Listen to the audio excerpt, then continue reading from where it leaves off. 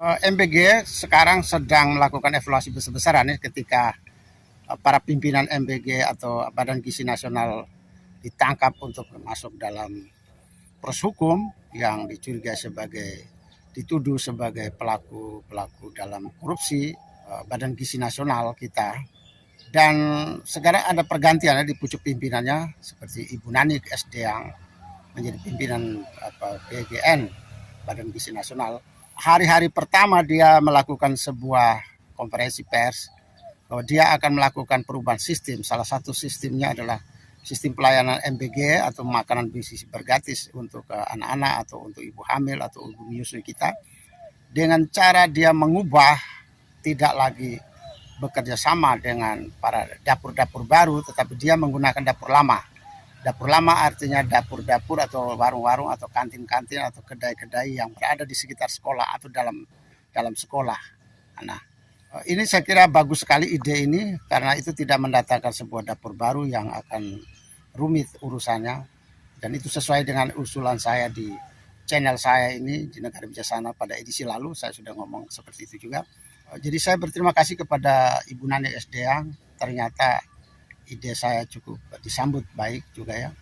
Sekarang saya mau bicara soal bagaimana, apakah dengan cara perubahan cara seperti ini, sistem seperti ini akan tidak menghambat masalah. Saya lihat sistem pelaksanaannya seperti ini, apakah tidak menyulitkan? Ya, saya lihat ada peluang untuk kesulitan juga, yaitu kemungkinan akan munculnya banyak kantin-kantin baru di berbagai sekolah atau di lingkungan sekolah. Kantin baru atau kedai baru atau warung baru yang orang untuk memanfaatkan kesempatan ini untuk mencari uang ya. Tapi tidak ada masalah sebenarnya sih.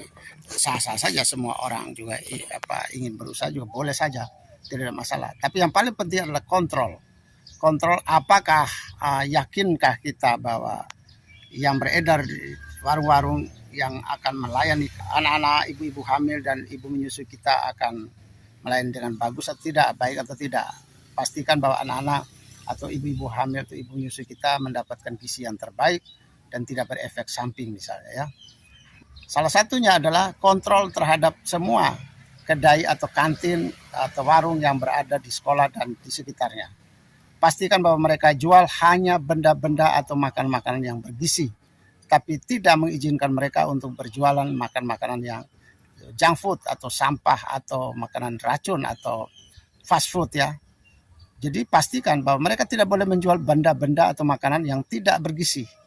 Semacam MOU ya, atau semacam perjanjian ya dengan BGN, dengan berbagai kantin yang di sekitar sekolah atau warung di sekolah. Kalau mereka mau menerima MBG, maka mereka harus pastikan bahwa mereka tidak memiliki jualan-jualan yang makanan-makanan yang industri, makanan berkimia, makanan pabrik dan segala itu tidak boleh, sehingga junk food dan fast food tidak boleh ada masuk ke perutnya anak-anak kita. Itu satu ya. Yang kedua, sistemnya adalah memberi kupon kepada anak-anak supaya anak-anak menukar secara bebas. Jadi mereka tidak boleh diikat dalam mereka hanya berada di kantin ini atau berada di warung ini atau di dalam kedai ini saja tidak boleh. Mereka harus bebas menukar. Jadi mereka memiliki karcis atau kupon yang disediakan oleh BGN kepada anak-anak itu, dan mereka menukar ke sana dengan seharga berapa. Di sistemnya di kedai atau tempat mereka makan itu mereka akan mencatat bahwa anak bernama ini sudah mengambil makanan sebanyak ini, terdiri dari barang apa dan berapa banyak. Lalu silakan. Nanti akan tukar ke BGN atau kepada program MPG, mereka akan menukar kuponnya ya, menggantikan menjadi uang. Yang berikut lagi, pastikan bahwa mereka tidak menjual barang-barang yang jelek, makanan-makanan yang jelek ya, yang meracuni anak-anak kita. Bisa jadi ada korupsi lagi nanti di bagian waktu anak-anak menukar kupon ya di warung-warung. Bisa jadi mereka akan berkompromi dengan yang punya warung atau punya warung yang akan berkompromi dengan anak-anak kita. Misalnya pertama mereka menukar dengan uang, belum tentu mereka menukar dengan makanan. Pastikan bahwa bagaimana sistem yang dibangun agar anak-anak tidak boleh menukar dengan uang lagi, tapi harus dengan makanan. Yang berikut lagi, pastikan bahwa yang tertulis dalam kupon-kupon itu Misalnya anak-anak ambil pisang, maka pastikan bahwa pisang benaran, bukan pisang-pisangan ya.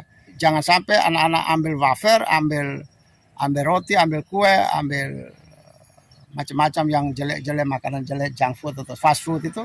Jangan sampai anak-anak melapor bahwa makan pisang, makan pepaya, ternyata tidak sebenarnya.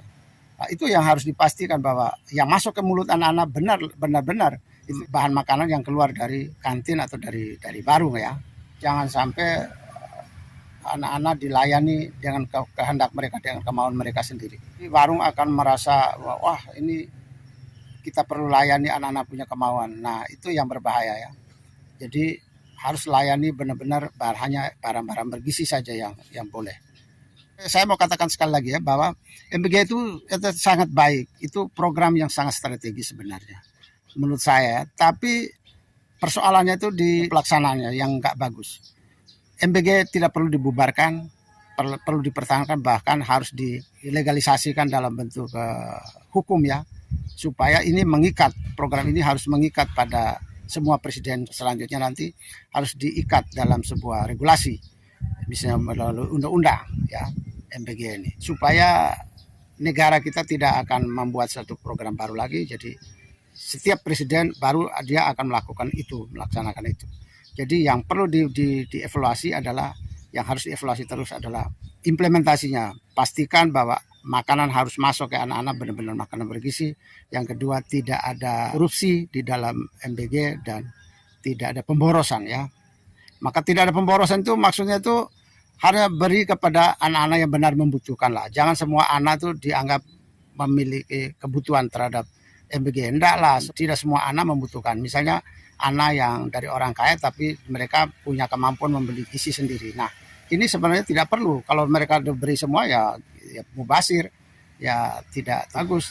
Tapi anak-anak yang kaya tapi mereka orang tuanya tidak mampu memberi gizi yang baik atau tidak bisa mengatur manajemen gizi ya sudah itu harus tetap ditanggung oleh MBG. Tapi yang pasti adalah orang yang punya uang dan punya kemampuan dan kemauan untuk membelanjakan gizi sendiri maka itu tidak perlu, bisa lebih hemat ya. Bukan soal gratis ya, tapi sebenarnya sih bukan gratis ini, tapi subsidi negara. Masyarakat itu, anak-anak itu atau ibu-ibu itu makan gizi itu bukan soal gratis, tapi itu kan mereka pakai uang pajak sebenarnya ya. Jadi tidak tepat. Jadi lebih tepatnya bukan makanan gizi gratis, tapi makanan bersubsidi. Sehingga kalau subsidi itu kan artinya uang dari negara ya. Terima kasih, selamat makan.